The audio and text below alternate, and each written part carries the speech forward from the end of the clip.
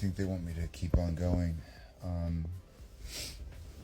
Not sure if I'm supposed to go through other Shadow Man experiences, or if I'm supposed to keep on giving my opinion on this one.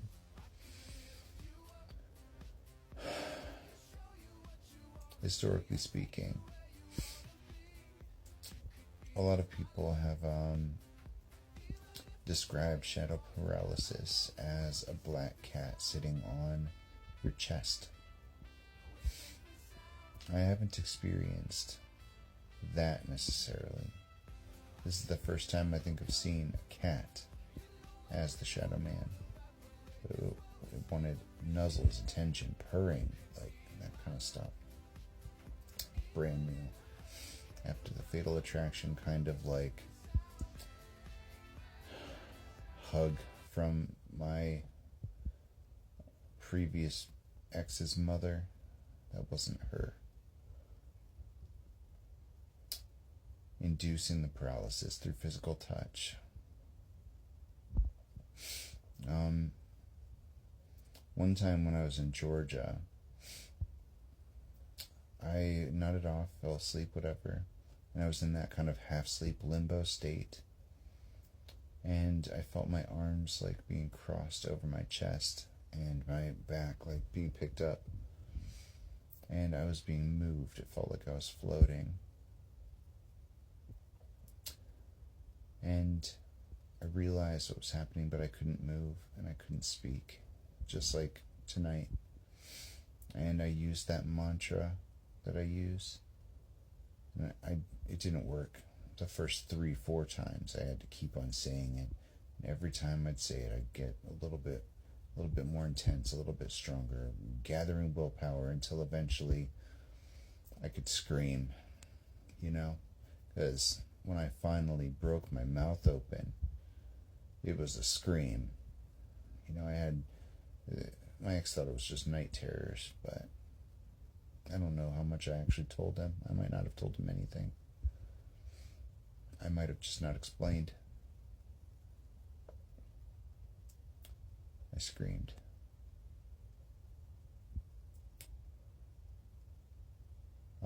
There was another time that I was in the dream, I was in a pet store, wandering around looking at fish tanks, and they had some kind of shark tank in the center of the store, and it was multi-level. It was almost like an aquarium, but a pet store also.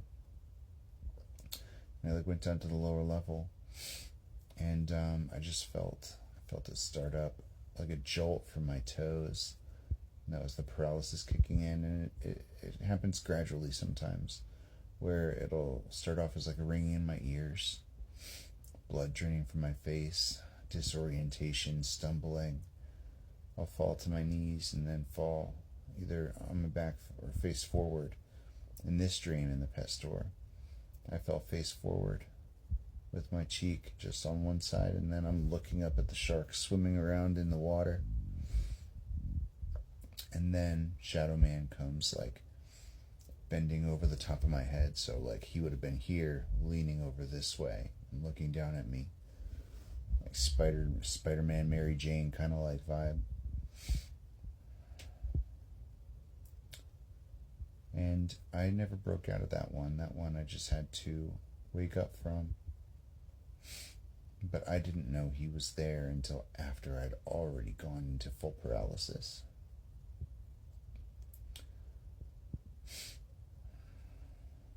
It was a distraction. Just like tonight, how I thought that it was my mother-in-law. Not my mother-in-law. I was engaged to that ex, but we never got married. I lived with his family, so it felt like, a mother-in-law. I thought it was her. There was another time that they appeared as my grandparents, my grandpa specifically. But there's something ominous about him, something dangerous.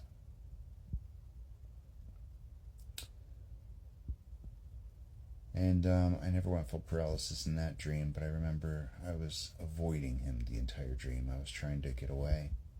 Not directly being chased, but he was looking for me, and I was hiding and moving to another place in the dream. There's been a bunch of these experiences, but the underlying factors are the same. I always, or almost always, experience my body being moved, either in some kind of vehicle or manually by hand by other people or what I think are people. I almost always experience the same feeling of fear and that paralysis inside the dream, not just when I'm awake.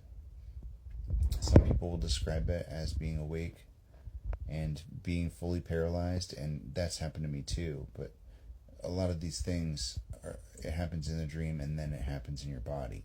Sometimes you're aware of both things at the same time.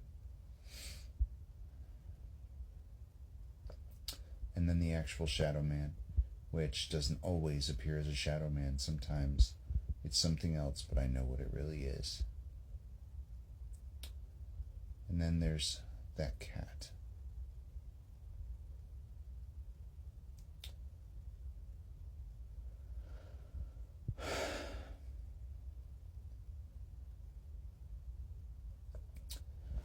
I believe that angels, aliens, demons, fae, all of it is the same kind of entity, the same kind of interdimensional creature with different motivations, different manifestations, different modus operandi.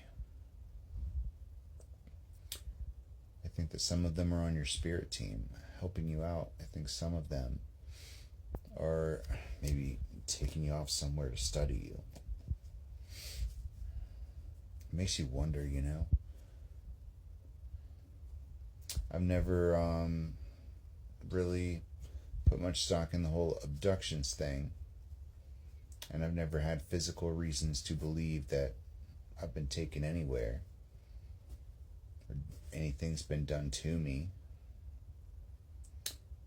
But in every single one of these situations, I have been transported in the dream, and they have wanted me to be unaware, because if I knew what was going on, if I knew that it was them, if I knew what they were doing, that they were taking me somewhere, then I could stop them.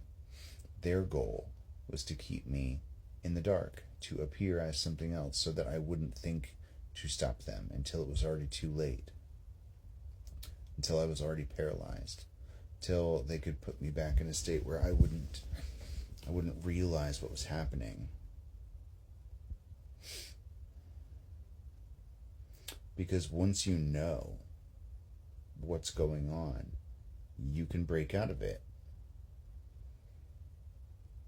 They just try to keep you in the dark just long enough. And whatever these particular subspecies or whatever this particular group is after, they use these methods to try and get what they want. Fear. They use the vibration of fear and illusion.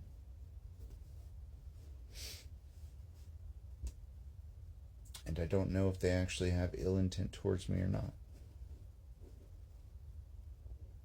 But how much does that really matter? You know, everything that happens, every experience is meant to grow you. I can break out of these scenarios and use discernment to free myself from whatever traps they set, from whatever they try to pull over on me, only because it's happened so many times. Or if that's sharpening you, this every time it happens, it sharpens you. What if that It's part of their goal. Maybe not. I don't know. I don't know.